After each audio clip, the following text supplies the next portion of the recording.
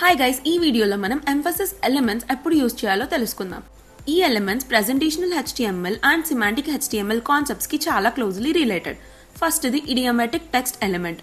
మొదటిగా I element ని text italic గా చూపించడానికి మాత్రమే వాడేవారు, ప్యూర్లీ ప్రెజెంటేషనల్ పర్పస్.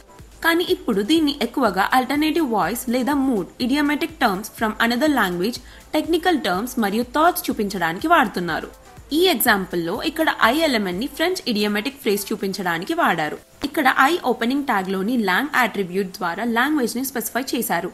ఈ కేసులో అది ఫ్రెంచ్. ఐ ఎలిమెంట్ వల్ల టెక్స్ట్ ఇంపార్టెంట్ అని మీనింగ్ కన్వే చేయదు, అది సరౌండింగ్ టెక్స్ట్ కి డిఫరెంట్ గా ఉంటుందని మాత్రమే చూపిస్తుంది. Next emphasis element. మీకు ఒక టెక్స్ట్ యొక్క ఇంపార్టెన్స్ ఆర్ ఎంఫసిస్ హైలైట్ చేయాలంటే ఎం ఎలిమెంట్ ని వాడాలి.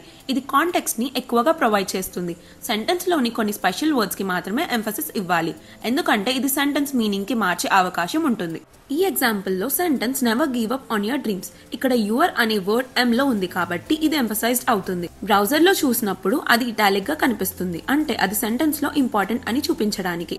ఐ మరియు ఎం రెండు చూడడానికి ఇటాలిక్స్ లాగానే కనిపిస్తాయి, కానీ సిమాంటిక్ మీనింగ్ మాత్రం వేరుగా ఉంటుంది. I idiomatic technical term, mood or voice representation. M అంటే ఇంపార్టెన్స్ ఆర్ ఎంఫసిస్ చూపించడానికి. ఈ ఎలిమెంట్స్ ని ప్యూర్లీ ప్రెజెంటేషనల్ పర్పస్ కోసం వాడకూడదు. మీరు టెక్స్ట్ ని ఇటాలిక్ లో చూపించాలనుకుంటే అండ్ దానికి special meaning or style or importance లేకపోతే దానికి CSS వాడాలి.